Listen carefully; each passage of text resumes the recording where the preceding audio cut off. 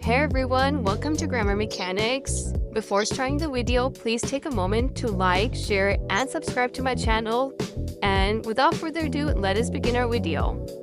So today's topic is types of pronouns. There's 7 types of pronouns in total: personal pronouns, reflexive and intensive pronouns, relative pronouns, demonstrative pronouns, indefinite pronouns, interrogative pronouns, and reciprocal pronouns. First up, we have the ones we use the most, personal pronouns.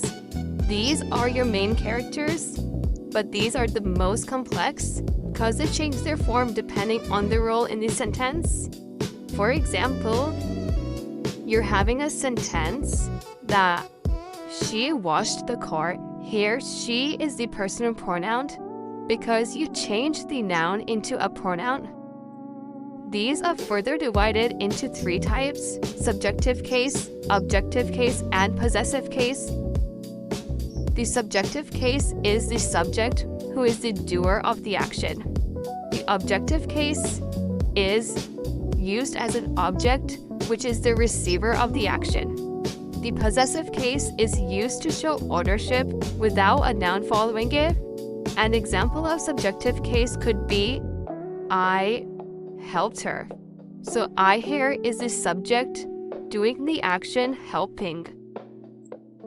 An example of objective case could be, she helped me. Here, me is the receiver of the action, which is help. I am receiving help from her. Now, an example of possessive case could be, this pencil is mine. Mine here shows the relation of possession between me and the pencil. Next are the reflexive ones. I like to call them the mirror pronouns because the action reflects back at the person. You use these when the person doing the action is also the one receiving the action. They always end in self or selves.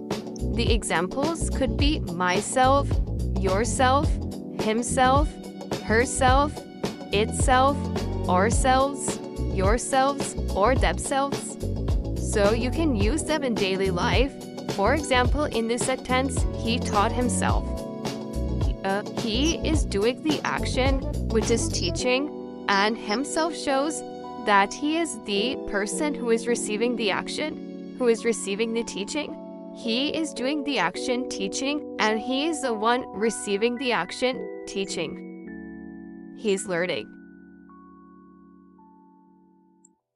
Now, we have intensive pronouns. These look exactly like reflexive pronouns. They end in self or selves, but they're just there to add emphasis. These are also ending in self, for example, myself, yourself, himself. They intensify the noun to show that it was a specific person and no one else. You can remove these, add this sentence would still sound the same. You can use these in daily life. For example, in this sentence, I fixed the car myself. You are showing that you did it without any help. You're flexing.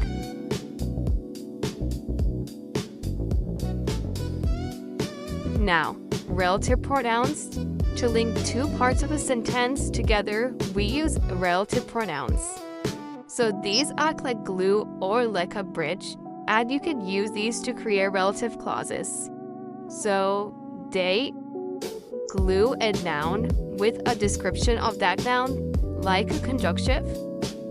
So some of the examples are who or whom, which are used for people, who is for subjects, and whom is for objects. Which is used for things or animals. That is used for things, used for people, things, or animals. Whose is also used to show possession by person or thing. So, for example, in this sentence, the house that Jack built. That here, show, is the relative pronoun because it is linking the noun the house with its description that Jack built.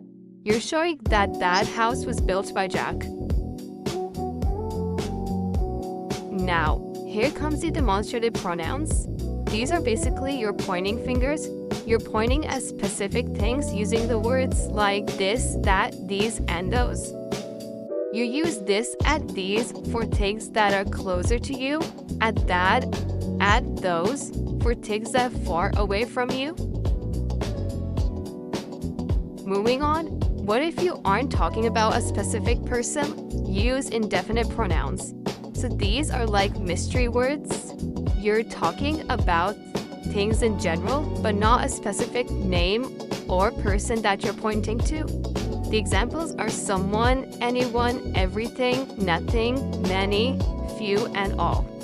The use in daily life is someone ate my lunch. You don't know who ate your lunch, so you use someone, and you're talking about people in general, like a whole group. Next is the interrogative group. So these are used when you're playing detective and asking a question. You use these to ask a question when you don't know the answer to yet. The examples are who, whom, what, which, and whose. These are like relative pronouns, but their use is different. The use in daily life of these can be what happened. You don't know what happened, so you're asking it using the pronoun what. Finally, we have the reciprocal pronouns. So these are the two-way words. When two or more people are doing the exact same thing to each other at the same time, you use these. There are only two of these in English, each other and one another, so you can use them when you're saying the two friends hugged each other. Here the two friends are doing the same thing to each other, they're hugging each other.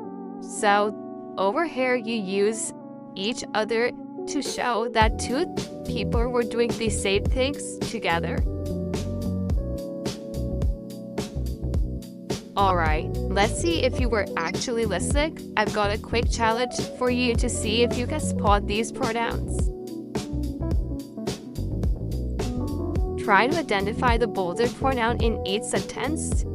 So now here are some sentences and you have to identify the pronouns.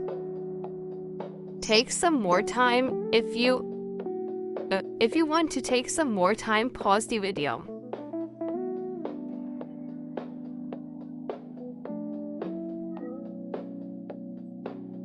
Now here are the answers with explanations. So if you manage to make a mistake, you know why it was wrong and try not to make that mistake again in the future. Here is a summary table provided by B, so you can make notes, take a screenshot, or revise these topics so you don't forget the whole lesson that we just revised. That's it for this video. Make sure to give me topics for the next video, and until then, bye bye.